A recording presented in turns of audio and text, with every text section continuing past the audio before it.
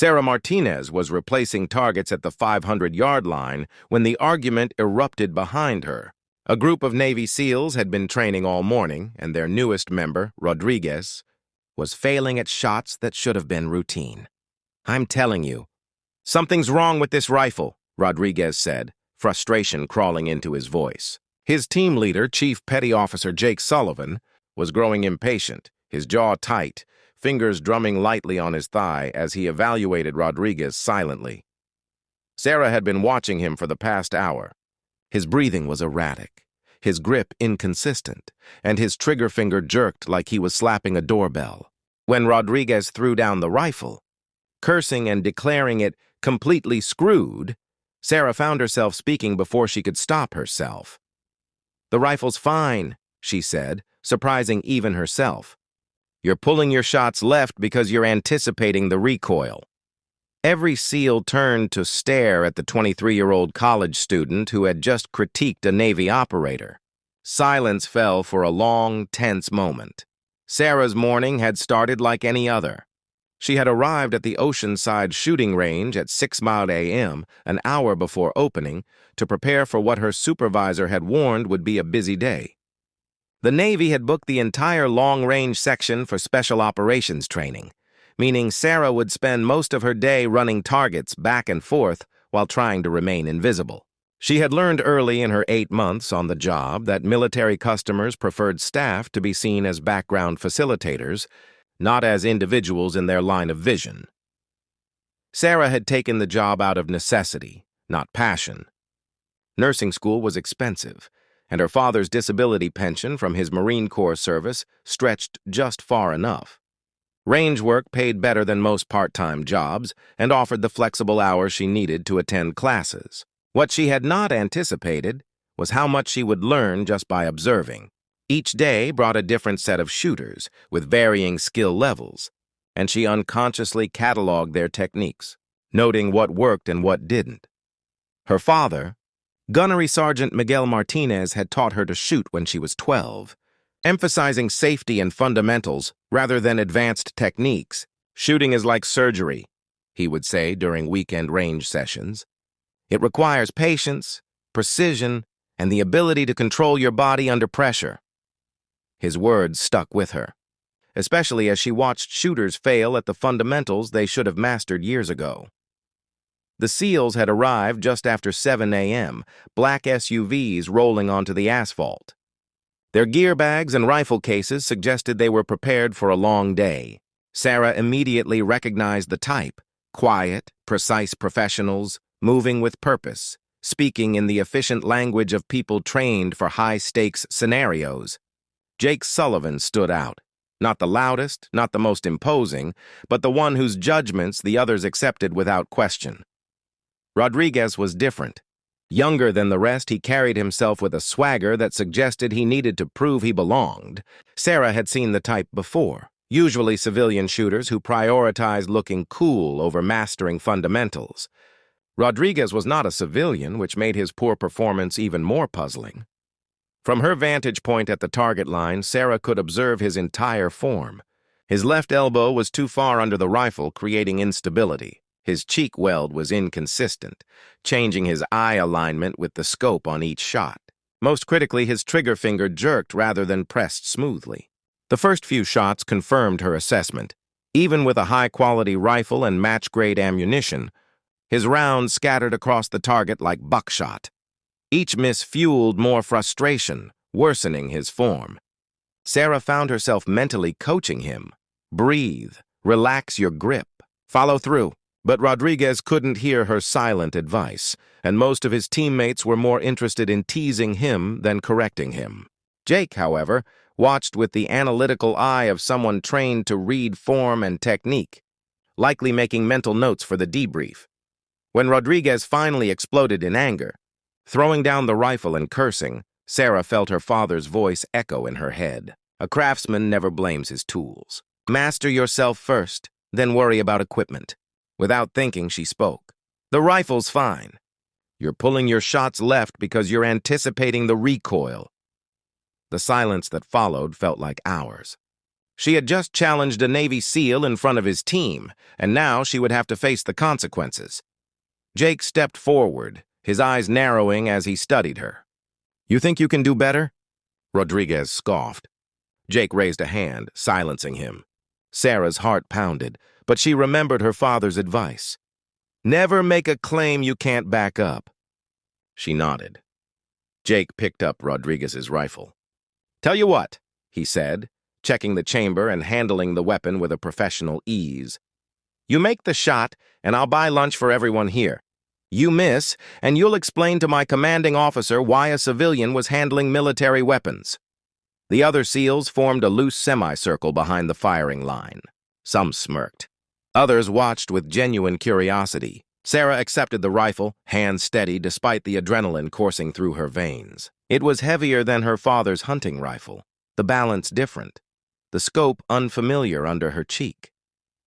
"This is insane," Rodriguez muttered. "She's a college kid who changes targets for a living. What could she possibly teach us about shooting?" Jake's gaze steadied her. There was curiosity there, not just a desire to prove Rodriguez wrong. "What's your background?" he asked. "Military family," Sarah said, running through the rifle's safety and action with practiced ease. "My father is a retired Marine gunnery sergeant. He taught me to shoot when I was 12. We've been going to the range every weekend for 11 years. A lean SEAL with graying temples whistled softly. "Gunny Martinez." Knew of him. Legendary instructor at Scout Sniper School. If you're his daughter, maybe this isn't as crazy as it seems.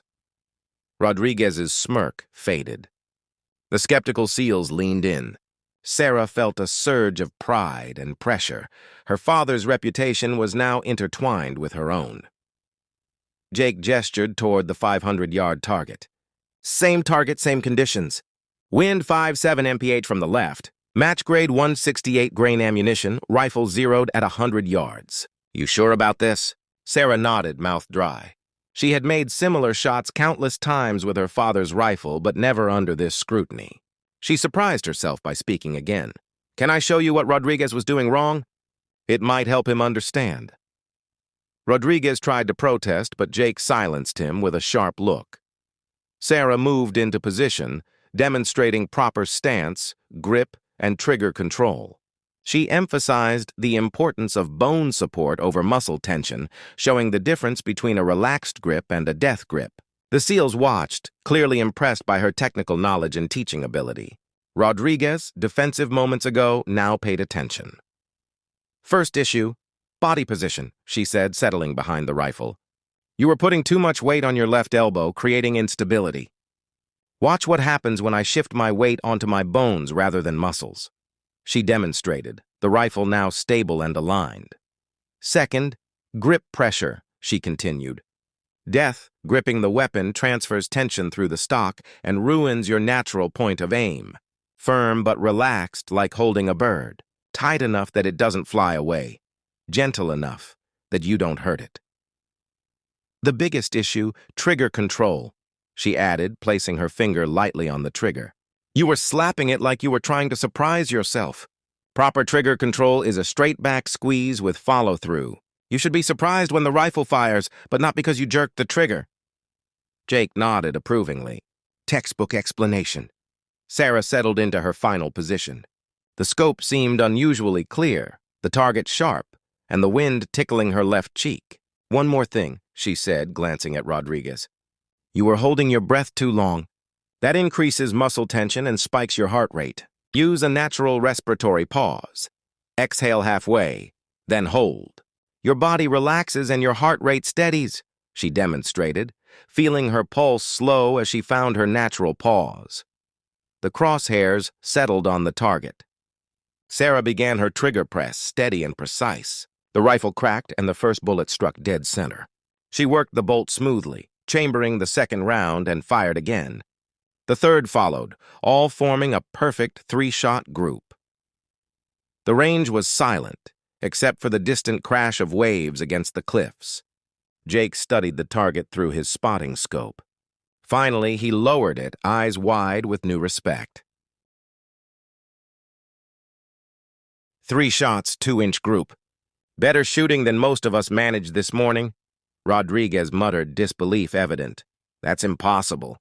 Nobody shoots that well on the first try with an unfamiliar rifle.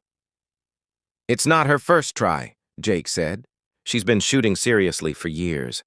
The question is why she isn't competing professionally. Sarah blushed. I'm in nursing school. This is just a part-time job. We just shoot for fun on weekends. Chief Petty Officer Webb stepped forward. Fun? That was expert-level marksmanship under pressure. Most would choke with this many people watching. Rodriguez's hostility had evaporated, replaced by curiosity. Jake intervened. Stand down. She's already proven her point. But I am curious. You diagnose problems and teach at this level.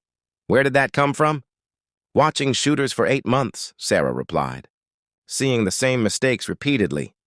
My father said teaching is harder than shooting. It's understanding why things go wrong. A black sedan arrived. Commander Harrison emerged, dressed blues crisp. Jake introduced Sarah and explained her assistance. Harrison's eyebrows lifted. Martinez. I know that name. Excellent instructor. And what assistance have you been providing, Miss Martinez? I identified fundamental issues with Rodriguez's shooting and demonstrated proper form, Sarah said, voice steady despite nerves. Harrison studied the target. Recreational, you say? Miss Martinez, that's precision marksmanship at a military competition level. Jake added, with your permission, sir, we'd like her to observe some advanced training sessions. Her insights could be valuable for newer team members. Sarah's heart raced. Observing elite operators was beyond anything she had imagined. Commander Harrison considered before nodding. Miss Martinez, would you be interested? She glanced at the team, seeing encouragement in Jake, respect in Webb, curiosity in Rodriguez. These were some of the world's most elite warriors, and they were asking for her help.